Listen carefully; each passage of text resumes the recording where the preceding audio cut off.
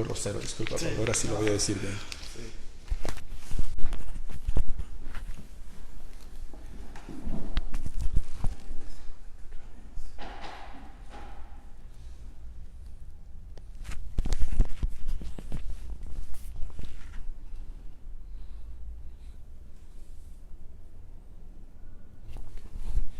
Muy buenos días, amigos de Últimas Noticias y el Comercio. Nos encontramos en el Centro Cultural Biblioteca Aurelia Espinosa Polit, en el norte de Quito, en el sector de Cotocollao.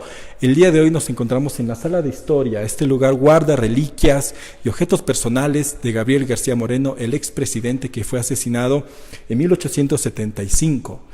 El día de hoy, este 6 de agosto, se conmemoran 144 años de su muerte y vamos a recordar, vamos a revivir ciertos pasajes de su vida, de su historia, de este presidente enigmático que tuvo el Ecuador, y nos encontramos en este lugar donde vamos a encontrar varios objetos personales interesantes para que ustedes puedan visitar, puedan conocer en esta época de vacaciones. Nos encontramos con Pablo Rosero, coordinador técnico del museo, quien nos va a ayudar un poco contando qué objetos vamos a encontrarnos en este lugar y sobre todo por qué es valioso y conocer esta fecha importante para el país. Pablo, bienvenido.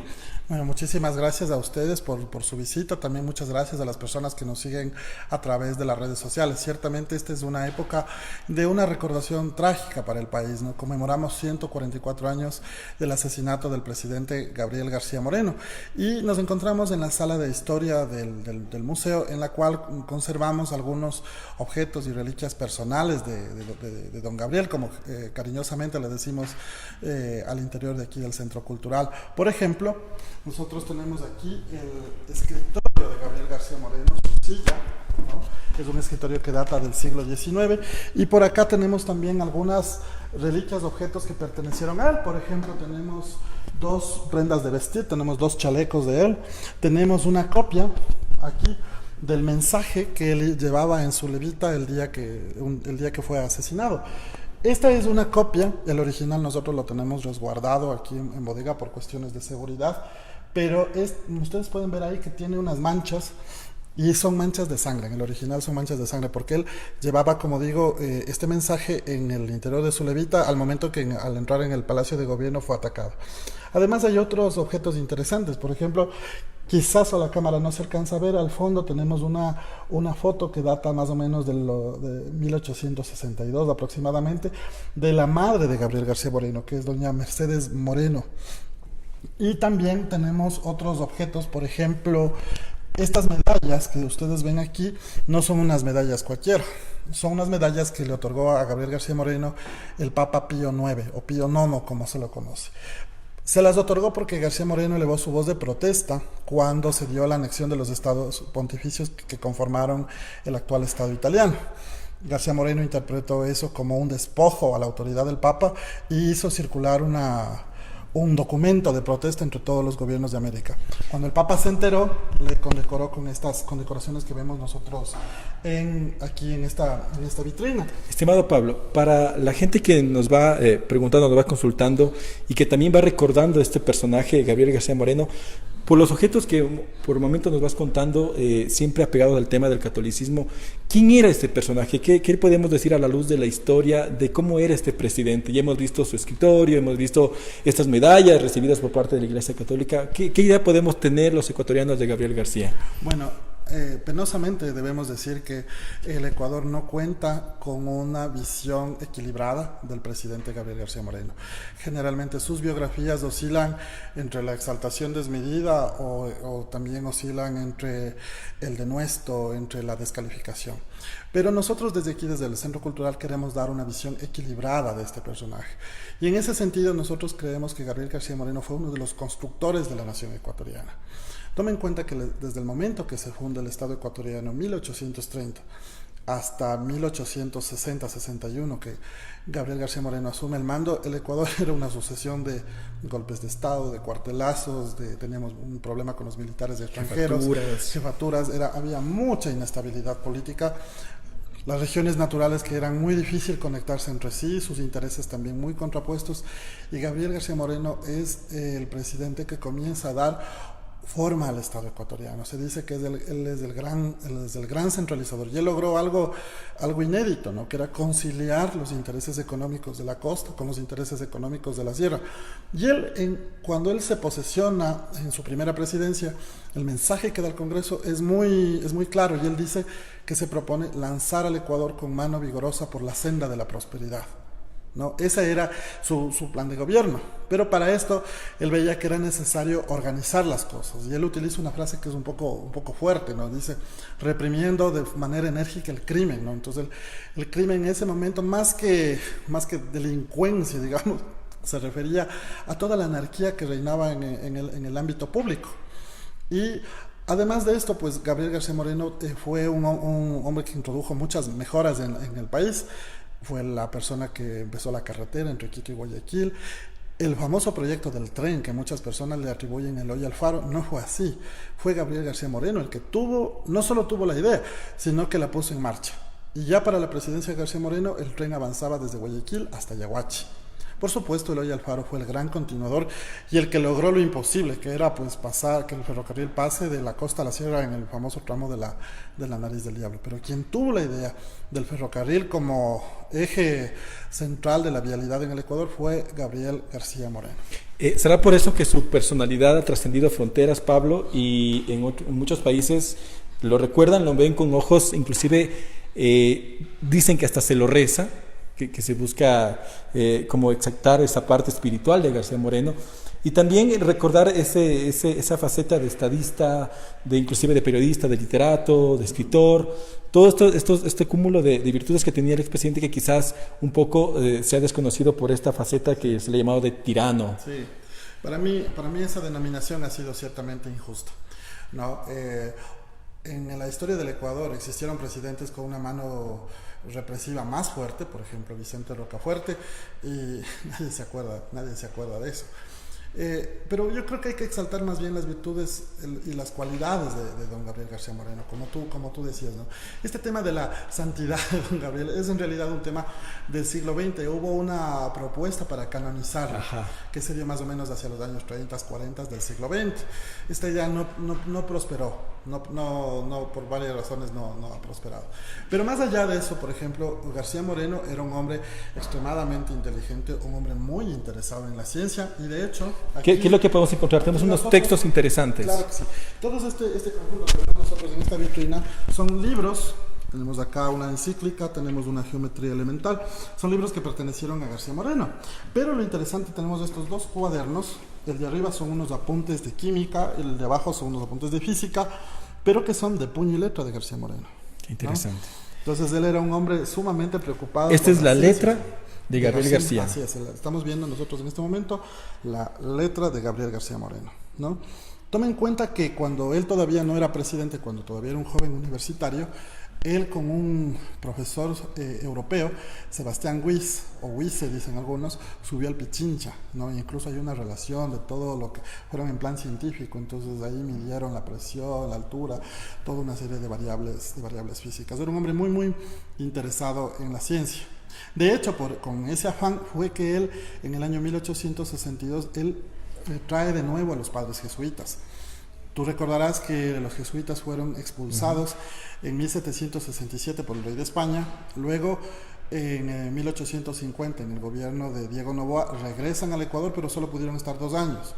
Estuvieron hasta 1852, y en el gobierno de Urbina fueron expulsados. Y se dice ahí que cuando Urbina los expulsaba, él fue a visitar a los padres, ¿no? Y les dijo, padres, yo les prometo que de aquí en 10 años ustedes regresarán y entonaremos un Te Deum en la catedral. Y eso se cumplió en 1862, los jesuitas regresaron. Y es por eso, tomen en cuenta que el Centro Cultural es una obra de la Compañía de Jesús, la fundó el padre Aurelio Espinosa Poli, un eminente jesuita. Es por eso que los jesuitas le tenían como mucho agradecimiento. El gobierno de él también se impulsaron muchas de las obras educativas de los jesuitas. Por eso, a la muerte de él se guardan aquí muchísimas reliquias. Y precisamente a la palabra que has tocado, vamos a ver quizás estas partes más trágicas de esta vida del expresidente, que su muerte viene a ser como un tanto extraña, un tanto fuerte para la época, que llamó mucho la atención y que ha trascendido, ¿no? De hecho, todos los quiteños, los ecuatorianos que pasamos por la Plaza Grande, es inevitable leer la gran frase que él dice al morir, ¿no? Dios no muere. Y aquí tenemos algunos cuadros que retratan ese momento. ¿Qué es lo que podemos apreciar aquí, Pablo? Bueno, mira, aquí tenemos un dato que seguramente les interesará a las personas que nos siguen por el internet. Nosotros aquí, en efecto, vemos dos cuadros, pero estos cuadros en realidad son hechos a partir de una placa fotográfica. Hay un dato curioso: el momento que están asesinando al presidente García Moreno, existió un fotógrafo, ¿no?, que estaba muy cerca de ahí, estaba en el Sagrario, haciendo unas tomas de la iglesia del Sagrario. De repente él escucha el barullo, ¿no? Entonces con su máquina fotográfica, que para la época habrá sido todo un mamotreto, corre y él logra captar el momento que el presidente ya yacía asesinado. En realidad, la toma que él capta es lo que configura este cuadro. Nosotros tenemos en nuestro archivo, tenemos esta placa fotográfica. A partir de esa placa fue que se hicieron este par de cuadros. Este lienzo de acá es de un autor anónimo y el de acá presumimos que es de un pintor llamado Gabriel Araujo, ¿no? Los dos, pero si te fijas, el cuadro de acá de la derecha en realidad es un detalle del de la izquierda, ¿no? Entonces, pero es a partir, digamos, de esta placa fotográfica que nosotros la poseemos que se hicieron estos cuadros. Y aquí tenemos madera. Cuéntanos un poco de qué se trata esto. Estos son los restos del ataúd de Gabriel García Moreno cuando se realiza la exhumación de su cadáver en el año 1975. Al cumplirse el centenario, muchos ecuatorianos que admiraban a Gabriel García Moreno buscaban sus restos y no se sabía exactamente dónde estaban, hasta que por algunas pistas y algunas conjeturas se determinó que estaban en el monasterio de Santa Catalina, en el centro histórico. Entonces hizo la exhumación y al momento que se obtuvieron los restos, esto era lo que había quedado del ataúd de García Moreno. También se dice que se temía de que en esa época los liberales pudieran profanar, buscar los restos del presidente Sí, pero digamos, ¿Qué tan cierto es eso? Más que los liberales, yo creo que el momento que don Gabriel muere es un momento de mucha tensión política, ¿no? Entonces los ánimos estaban muy encrespados y su familia, pues con justo motivo, temía, ¿no?, algún tipo de retaliación, de venganza o de profanación de sus restos. Entonces la familia fue muy cuidadosa en los primeros años de cuidar los restos de García Moreno. Muy bien. ¿Qué más nos encontramos por aquí, Pablo? Nosotros tenemos algunas otras reliquias. Por ejemplo, tenemos aquí un pedazo de su camisa ensangrentada en ese día trágico, ¿no? Tenemos un facsímil de la autopsia del cadáver de García Moreno, que se hace justamente en ese día, 6 de agosto de 1875. Aquí vemos nosotros una funda, ¿no?, y lo que contiene es acerrín. Ese acerrín es el que se colocó debajo del cuerpo de García Moreno, pues para hacer la autopsia. Tenemos también nosotros una parte que presumiblemente es un adorno sobre el cuello del uniforme uniforme militar de García Moreno. Y sobre todo, mira, pues aquí tenemos nosotros el famoso machete con el que Faustino Lemos Rayo asesinó al presidente. Es este machete Collins. Collins es la marca del machete. Y aquí en este relicario nosotros tenemos algunas cosas interesantes, como por ejemplo un fragmento del cráneo de Gabriel García Moreno. Tenemos también una sortija que perteneció a él. Y tenemos en esta bolsita que vemos nosotros acá, eso se guardaba un lignum crucis, que es una reliquia de la verdadera cruz de Jesucristo, ¿no? Que eso era una reliquia que solamente en las grandes catedrales se encontraban, pero parece que quizás el Papa, por la cercanía con Gabriel García Moreno, le concedió esta reliquia tan importante. Eso es lo que nosotros tenemos aquí de Gabriel García Moreno. También tenemos su reclinatorio, ¿no? Acá también tenemos su corbata de lazo que él usaba, ¿no? Y tenemos su reclinatorio. Como ven, una buena parte de esta sala de historia está dedicada a la figura de Gabriel García Moreno. Además de eso, nosotros en archivos, nosotros conservamos las cartas de Gabriel García Moreno, conservamos mucha parte de su archivo personal. Pero claro, aquí en el Centro Cultural Biblioteca Ecuatoriana Aurelio Espinosa Poli también hay mucho más que ver. Entonces yo les invito para avanzar. Vamos a seguir conociendo lo que guarda este maravilloso lugar, ubicado en el norte de Quito, que quizás no es muy visitado, pero no, ofrece. Al contrario, mira, para nosotros el hecho de estar ubicados en Cotocollao es en realidad una oportunidad. No es una debilidad, sino más bien es una oportunidad.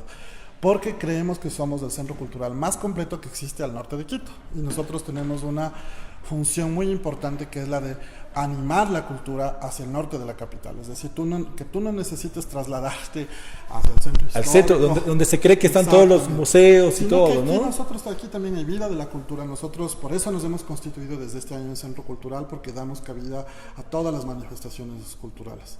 Solamente un dato, la semana pasada hemos terminado una colonia vacacional en la que han asistido aproximadamente 45 chicos, en las cuales hemos dado un curso de aproximación al arte. Los chicos han aprendido técnicas de pintura, técnicas de grabado, también incluso encuadernación, ¿no? Entonces, estamos siempre nosotros atentos para que aquí en Cotocollao sea realmente esto un centro generador de cultura. Qué bueno. Como lo fue siempre, dicho sea de paso, porque en tiempos del padre Aurelio Espinosa Polit, Cotocollao estaba en el plano de la cultura de América.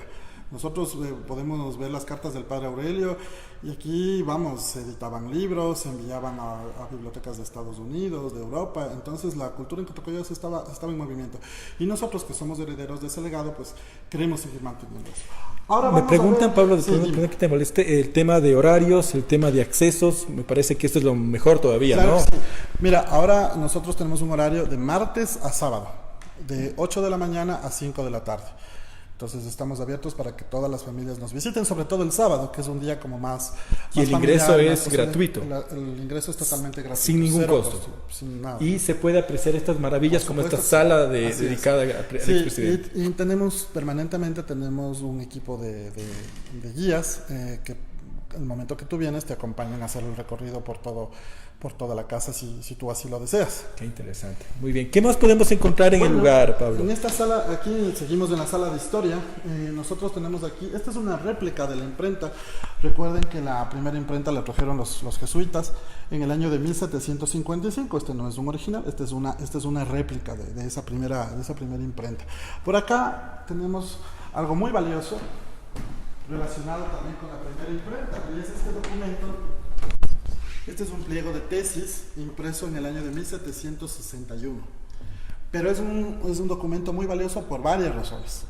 La primera razón, pues bueno, impreso en esta primera imprenta traída por los jesuitas.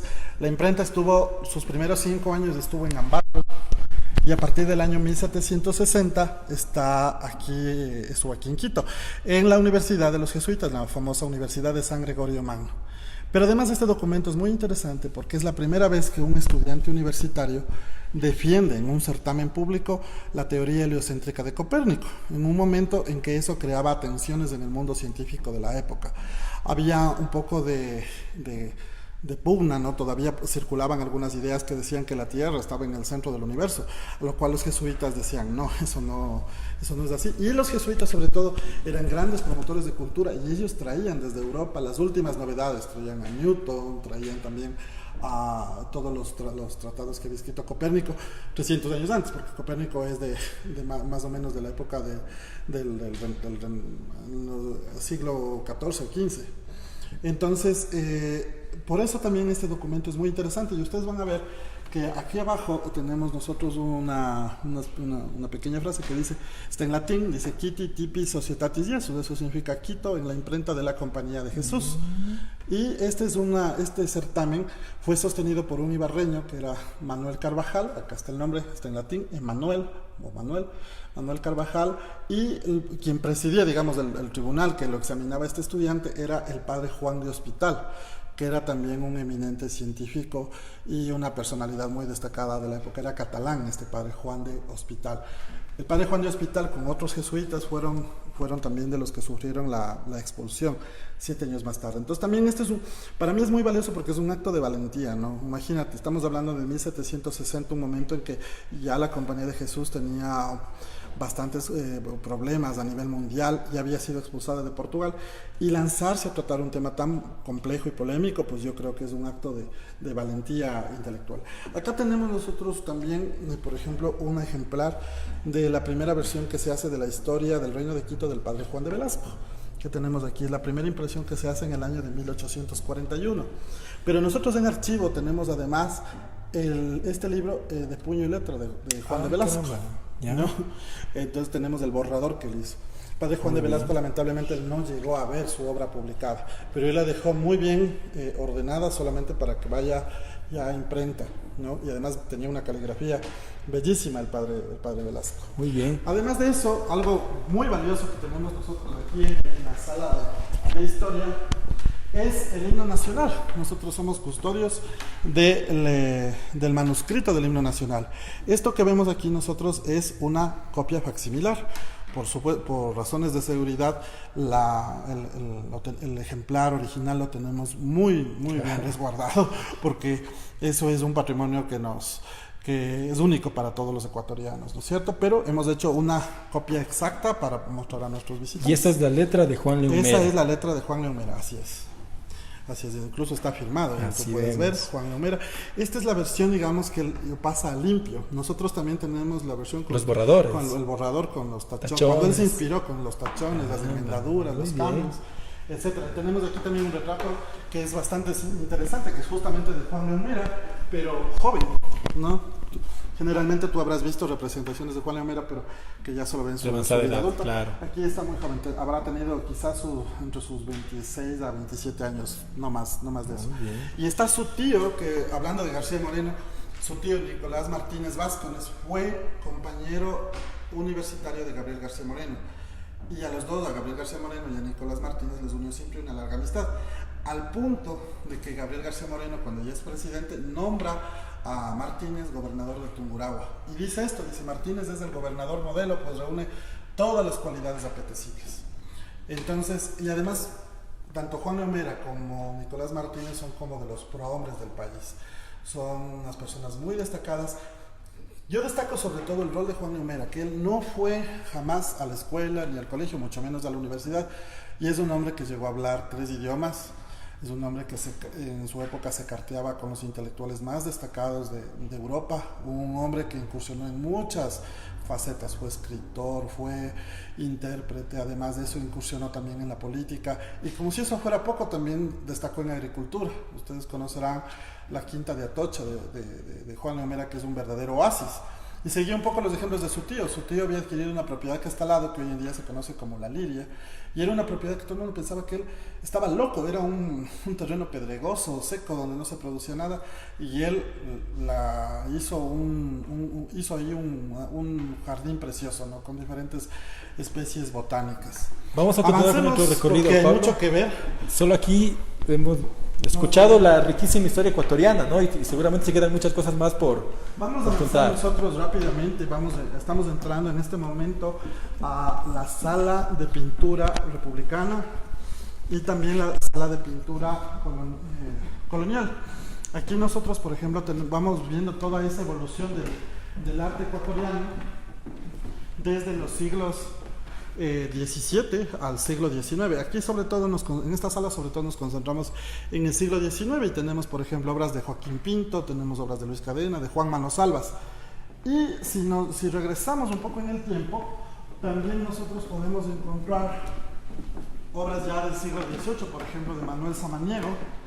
Tenemos incluso desde el siglo XVII, tenemos algunas obras atribuidas a Miguel de Santiago, y también tenemos algunas obras que pertenecieron a lo que se llama la Escuela Europea. Esta sala en la que nos encontramos ahora es la sala de pintura europea. Les llamamos así porque del lado derecho nosotros tenemos algunos cuadros que se hicieron en Europa más o menos en el siglo XVI-XVII y que por las congregaciones religiosas fueron traídos a América y servían de modelo para que nuestros artistas hagan sus propias interpretaciones a partir de estos modelos. Y de acá, de este lado, nosotros tenemos algunos de esos ejemplos, ¿no? de estas obras que se hicieron a partir de estos modelos traídos desde Europa. Por ejemplo, tenemos esta piedad que es atribuida a Miguel de Santiago, o tenemos acá una coronación de la Virgen María que es atribuida a Samaniego, por mostrar algo. Luego también tenemos nuestra sala de escultura colonial, ¿no? Entonces aquí tenemos un recorrido a la escultura desde el siglo XVI hasta el siglo XVIII, más o menos. Y tenemos una de nuestras obras más emblemáticas. Yo solamente les mostraré, por razones de tiempo, dos. La una es este San Francisco Javier, que está atribuido a Caspicara. Pero lo interesante de aquí es, representa esto el momento que San Francisco Javier muere. La historia nos indica que Francisco Javier él muere mirando hacia China, en una isla cerca de la costa de China. Su gran sueño, él era un gran misionero, su sueño era llegar a China. Y lamentablemente cuando había emprendido el viaje, mirando la costa de China, él fallece. Entonces esta escultura representa ese momento. Pero lo interesante de aquí es que él está recostado sobre una estera. Entonces, vamos, en la vida real Francisco Javier quizás nunca ni conoció lo que era una estera. Una estera era algo propio de América, claro, porque la totora pues es propia de nuestros países andinos.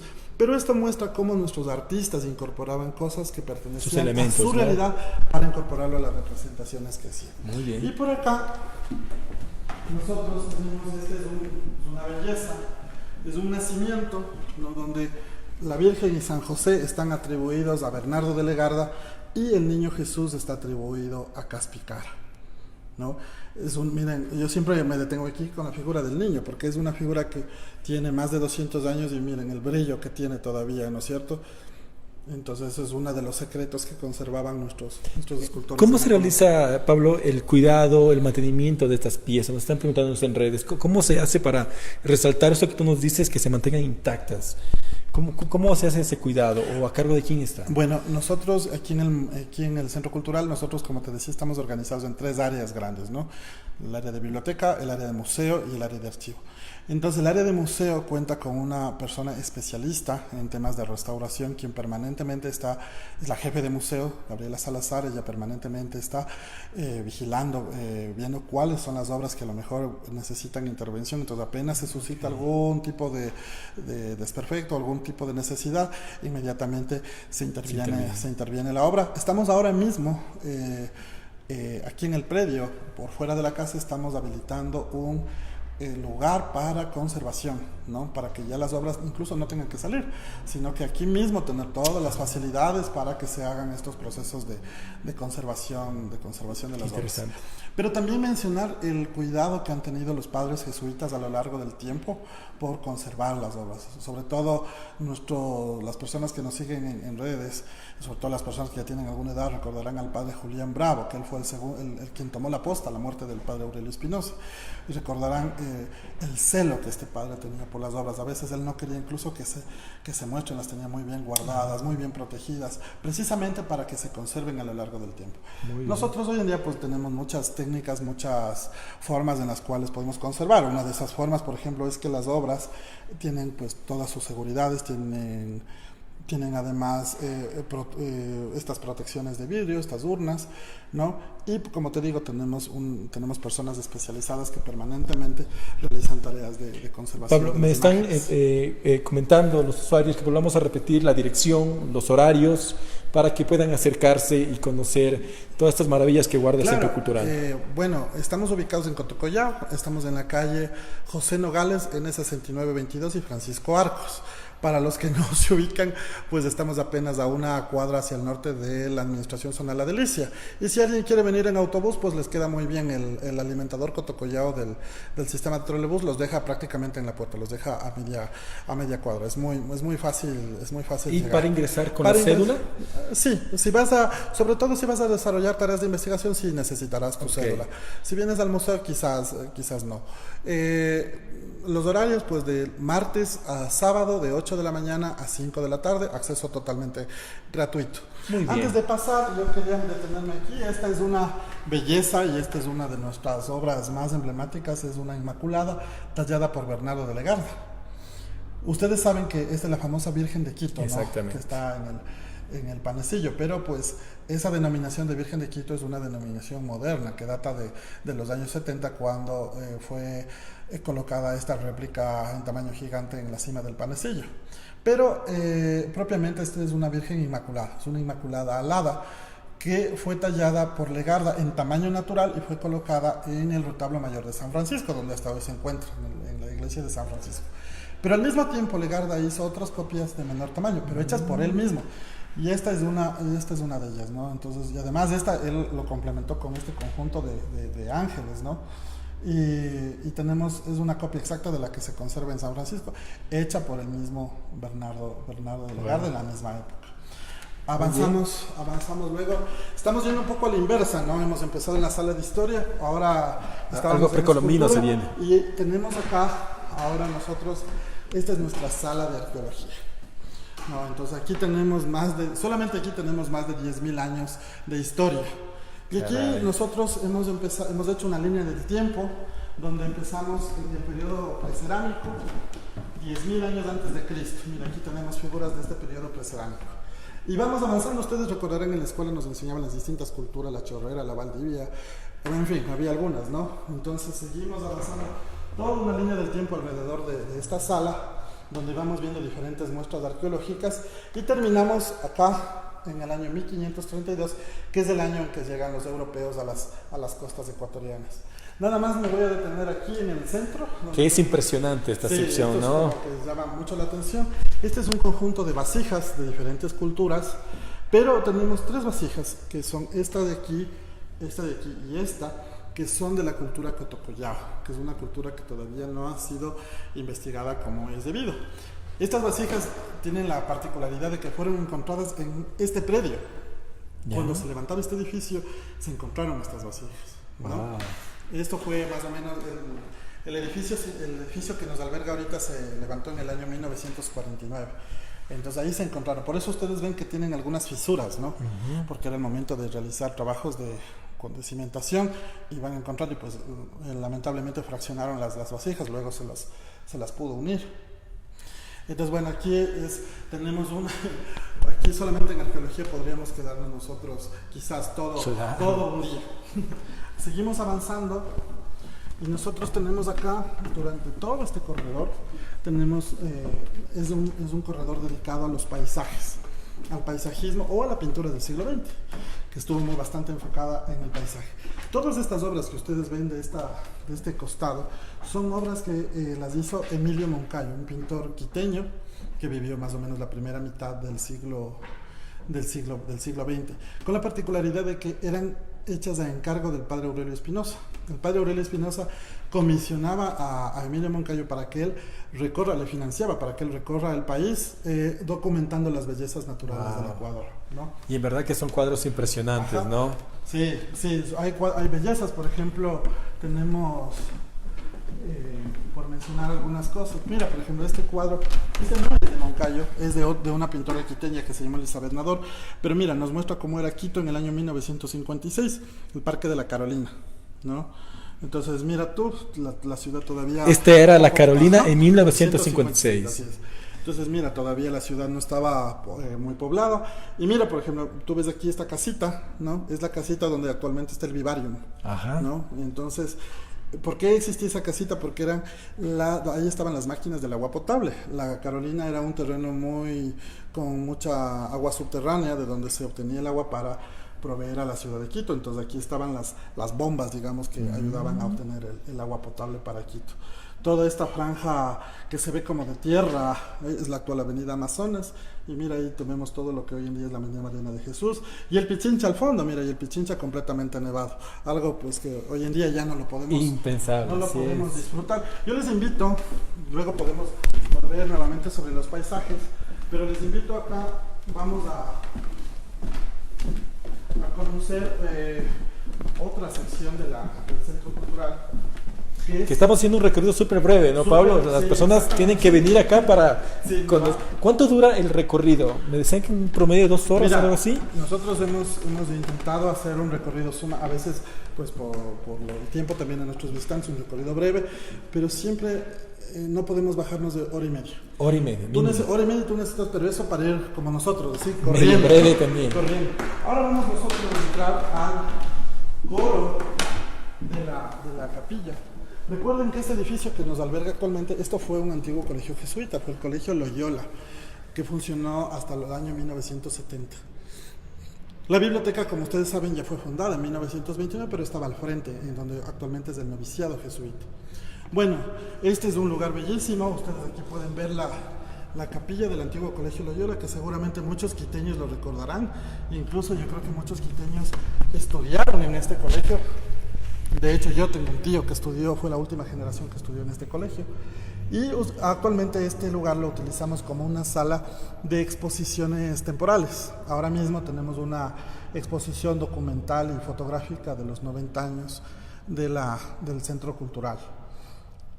Como ven ustedes, desde aquí se aprecia una vista privilegiada en la que vemos toda la arquitectura de la capilla. Y en este lugar en el que nos encontramos, que es el coro, lo hemos dedicado a Santa Mariana de Jesús Paredes y Flores, la primera santa ecuatoriana, ¿no? Tenemos, por ejemplo, aquí una representación que se le atribuye al hermano Hernando de la Cruz, que fue como su guía espiritual, una persona muy cercana a Mariana.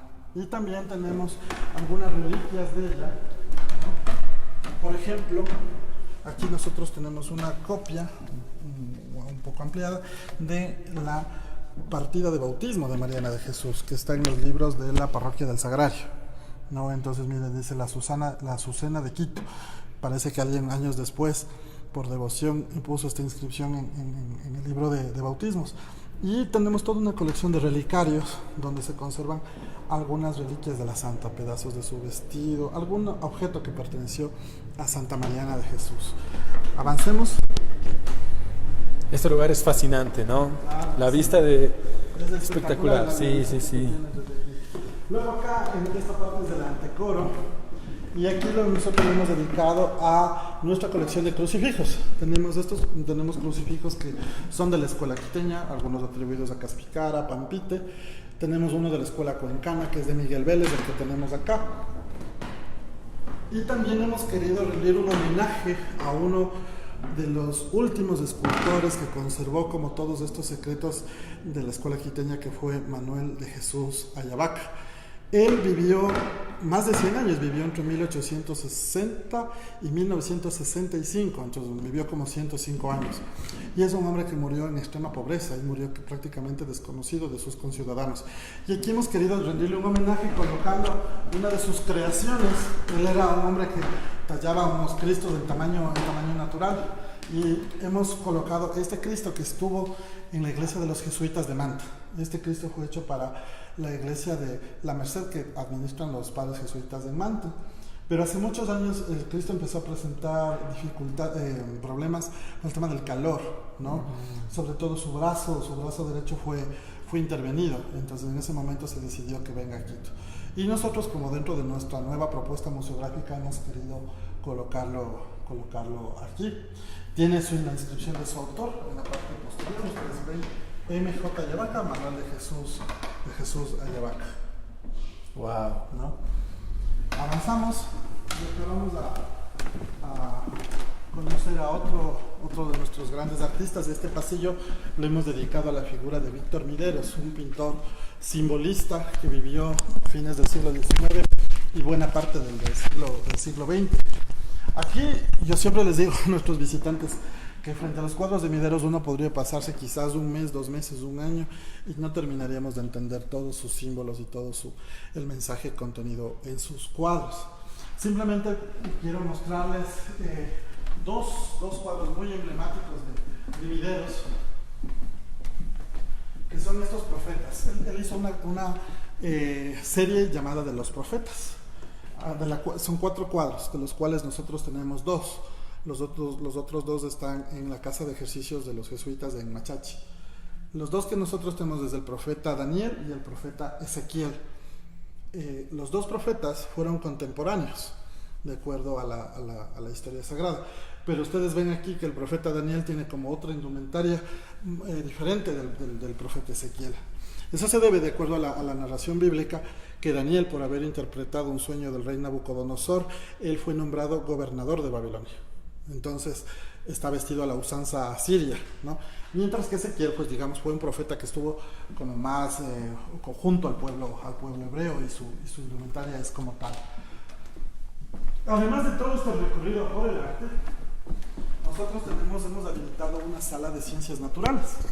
Esta sala de ciencias naturales comprende una serie de colecciones realizadas por nuestro vicedirector, el padre Francisco Piñas, que es un hombre muy apasionado de la investigación, y él tiene una colección de aproximadamente 200,000 mariposas, muchas de ellas de especies que él ha descubierto para para el país, ¿no?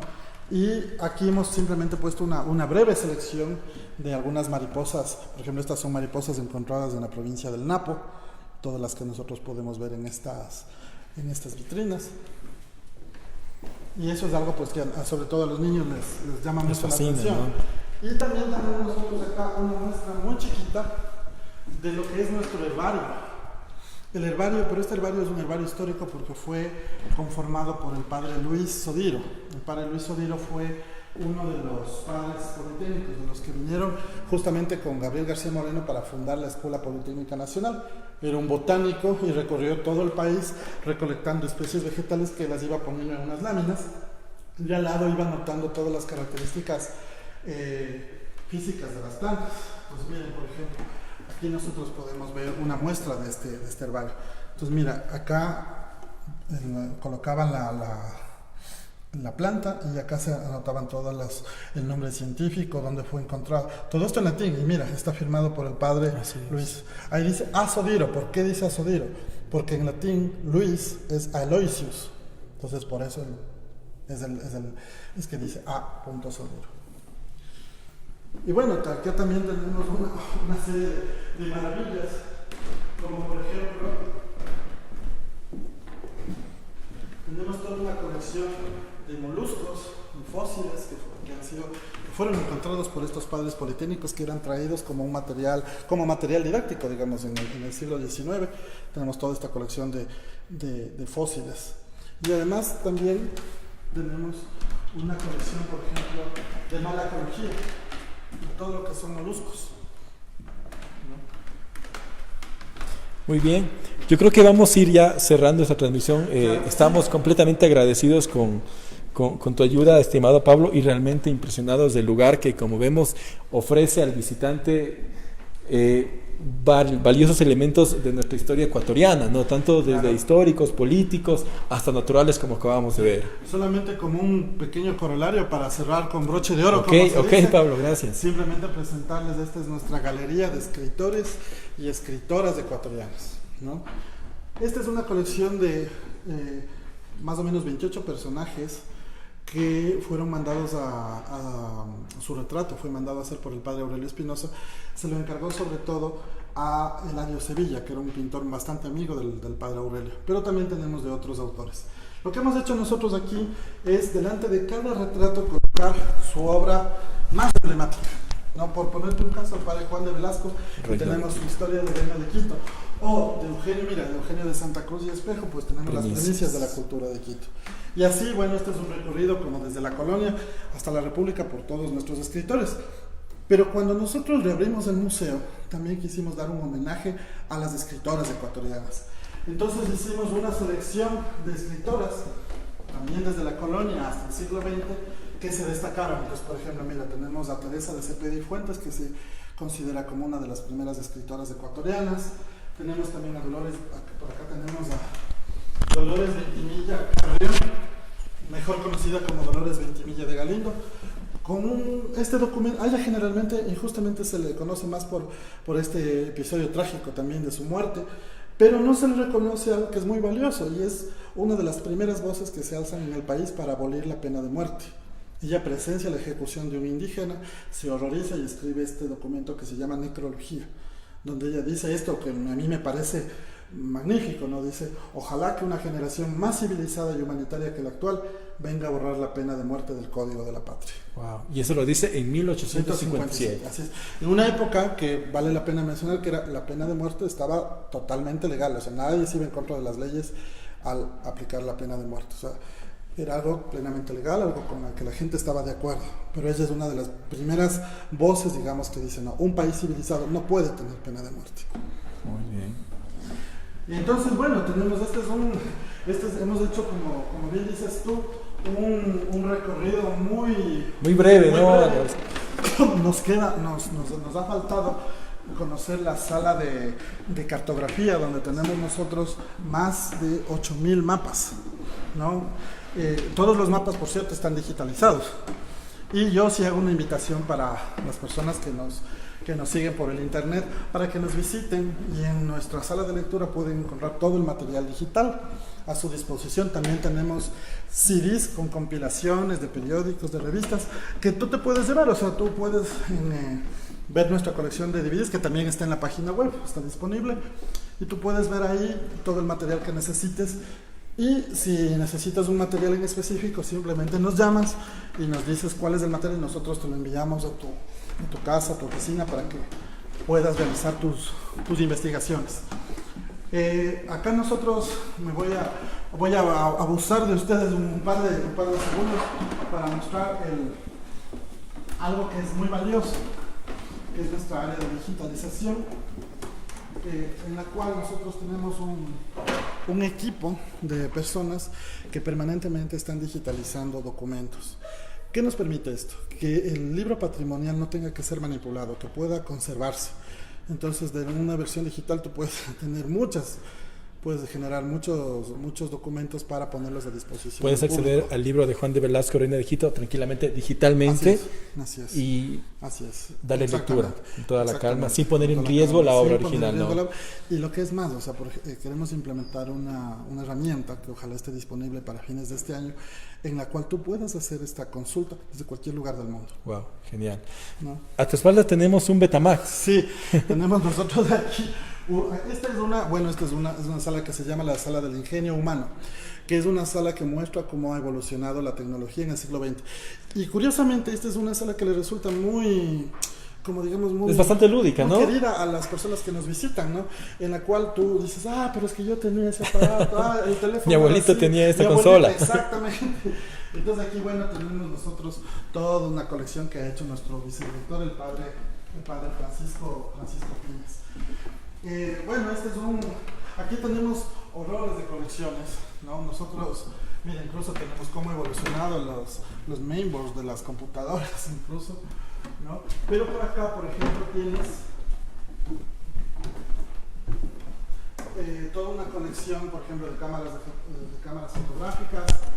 También tienes, mira, acá para los coleccionistas les resultará muy interesante la numismática. Mira, tenemos billetes. Los chicos ahora ya no se acordaban cómo eran los sucres. Entonces, mira, aquí nosotros tenemos, no sé si tú te acuerdas, mira, los 1000 sucres, 500 sucres. Debe estar el del personaje de hoy, del de 20.000 sucres, me imagino, sí, de García Moreno. De García Moreno, sí, pues debemos tenerlo por aquí. Por algún lado debe estar. Por algún lado debe estar, ¿no? Entonces, mira, tenemos también una colección de estampillas, ¿no? Mira, aquí tenemos esta es una breve selección. Son unas breves muestras porque, por ejemplo, en la colección de estampillas tenemos más de 200,000. Wow. Cada cual en sus álbumes, etcétera. Aquí solo tenemos una muestra muy rápida. Y también yo quisiera mostrarles, para cerrar, ahora sí, es que en realidad hay muchos elementos que uno no quisiera terminar, ¿verdad? Yo sí quisiera cerrar, y esta me parece aquí un lugar perfecto para cerrar la visita. Esta es la sala dedicada a nuestro fundador, al padre Aurelio Espinosa Poli, que lo tenemos aquí en un retrato hecho por Eladio Sevilla, lo tenemos aquí al padre Aurelio. Pero también en esta sala nosotros queremos conmemorar a la persona que fue quien siguió ese impulso fundacional del padre Aurelio, que fue el padre Julián Bravo, que lo tenemos aquí, y muchos investigadores lo recordarán al padre Julián. Él falleció en el año 2012 y este año, hace pocos días, celebramos 100 años de su nacimiento. En esta sala nosotros hemos querido recrear un poco cómo era ese ambiente de trabajo del padre Aurelio. Aquí tenemos su escritorio, wow, una máquina de escribir, ¿no? Era un hombre muy austero, y todos los libros que ustedes ven alrededor, ¿no?, son libros referentes a un solo tema, o mejor dicho, a un solo personaje, que es el poeta latino Publio Virgilio Marón. El padre Aurelio era un gran admirador de Virgilio, y los entendidos en los clásicos latinos dicen que el padre Aurelio era uno de los mejores traductores de Virgilio. Entonces, todos los libros que ustedes se refieren a las obras, a la